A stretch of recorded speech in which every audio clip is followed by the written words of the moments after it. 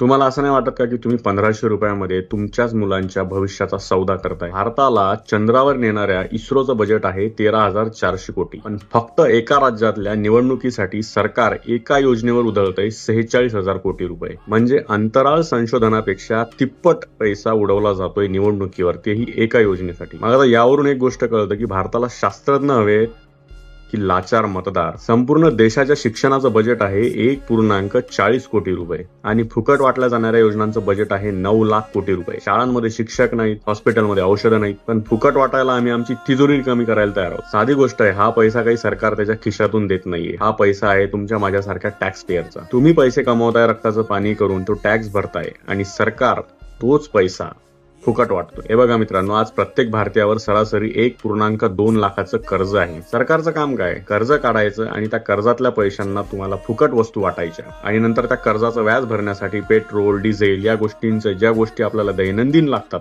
त्या गोष्टींवरती टॅक्स लावायचा, त्याचे भाव वाढवायचे, त्याची झळ लागते तुमच्या खिशाला. मग मला सांगा की ही कसली प्रगती आहे? ही तर शुद्ध फसवणूक झाली ना. आणि माझ्या व्ह्युअर्सला एकच प्रश्न आहे, फक्त तुम्ही याचं उत्तर प्रामाणिकपणे द्या. तुम्हाला तुमच्या मुलांच्या हाताला काम आणि चांगलं शिक्षण देणारा देश हवा आहे की दर महिना 1500 रुपये देऊन तुम्हाला आयुष्यभर रांगेत ठेवणारं सरकार हवंय? तुमचं मत कमेंट्समध्ये नक्की सांगा.